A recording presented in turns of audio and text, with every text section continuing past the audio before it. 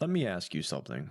Why does one Pokemon card go from $20 to $200, while another card from the same exact set barely moves at all?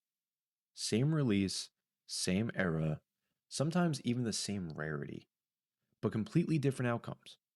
And if you've been in the hobby long enough, you've seen this happen, and you've probably had that moment where you're sitting there like, how did that card blow up? Meanwhile, the one you bought, still sitting there, same price, looking at you every day like, yeah, I'm not moving, buddy. And once you start noticing that, it can get frustrating because it feels random. It feels like luck. It feels like everyone else knows something that you don't. But the truth is, it's not random at all. There are patterns, very real patterns. And once you start seeing them and you stop guessing, you start understanding the hobby on a completely different level.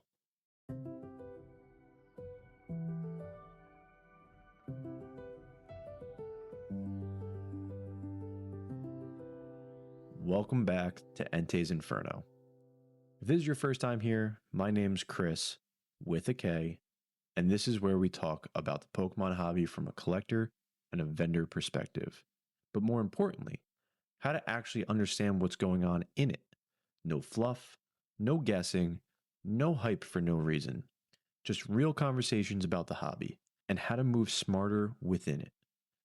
If you enjoy episodes like this, like hearing my voice, then make sure you follow the podcast wherever you're listening and check out my content over on Instagram at Entei's Inferno TCG.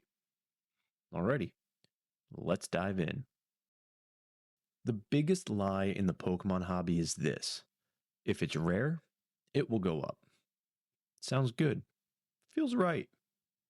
Completely wrong. Because rarity without demand means absolutely nothing. You can have a card that's incredibly hard to pull. Let's take the gold Gardevoir and gold Lucario, for example. And it just sits. No movement, no buzz. No one's asking for it because nobody likes it.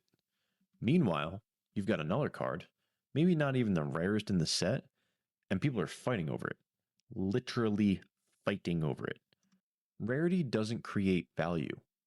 Demand does. Think about it like this.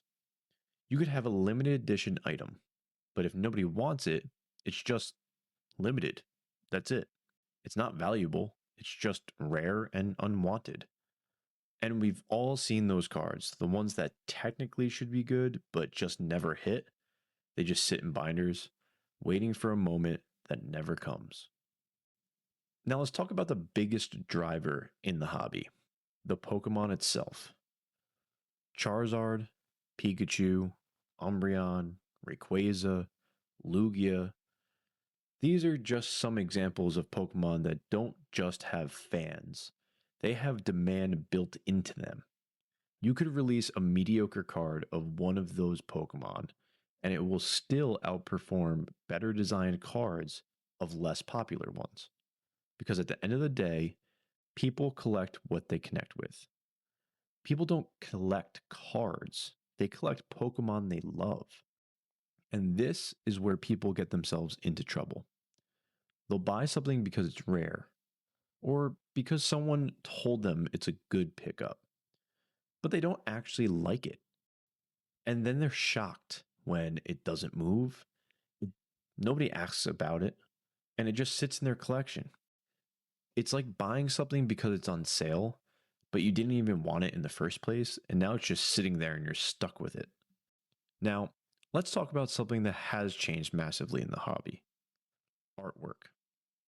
Artwork used to matter, but now it's everything.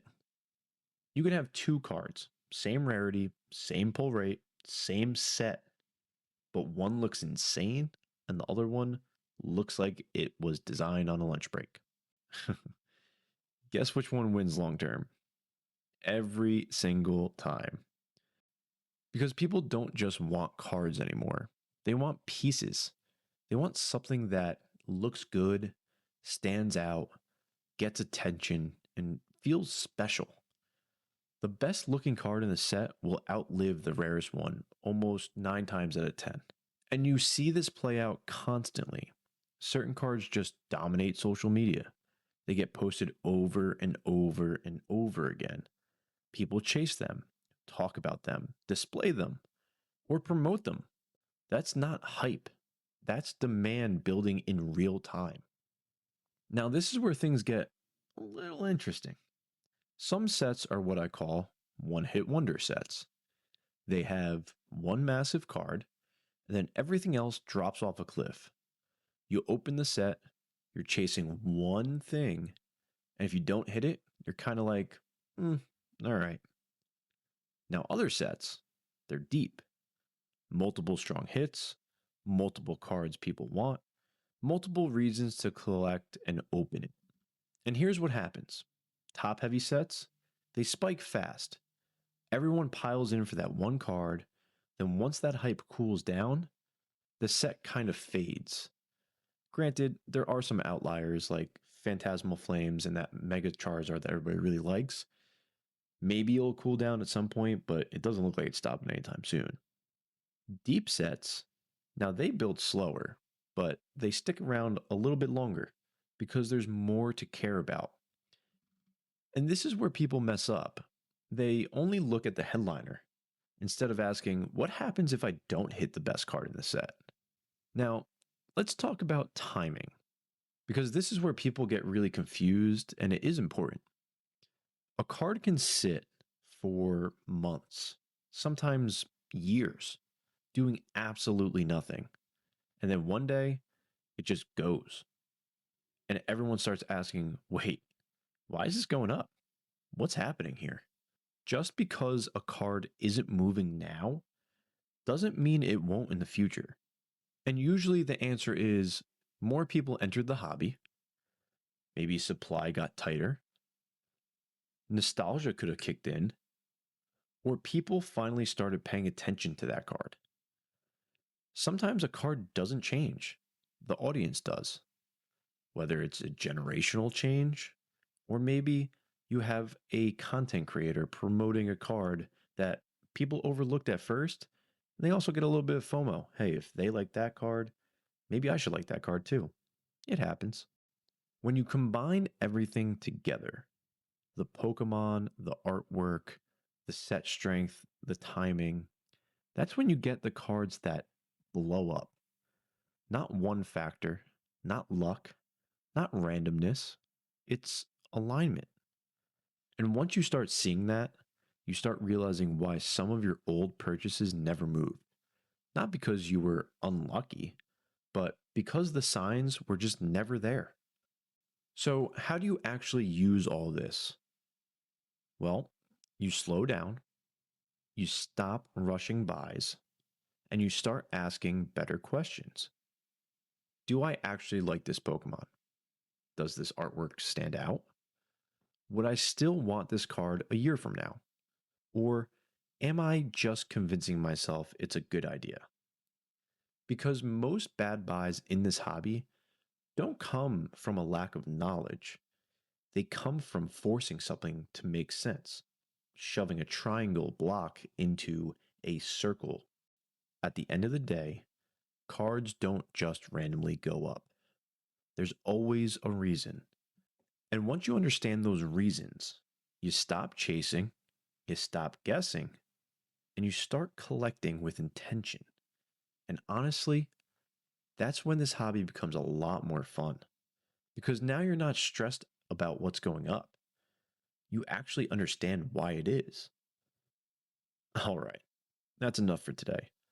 If you enjoyed this episode, please make sure you follow the podcast wherever you're listening. It's on Spotify, it's on YouTube, and it's on Apple Podcasts. A follow, a subscribe, a comment, everything makes a world of difference for the podcast itself. Also, if you get a chance, check out my content over on Instagram at Entei's Inferno TCG.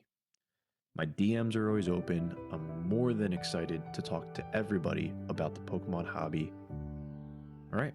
Well, I appreciate you being here once again, and I'll catch you in the next one.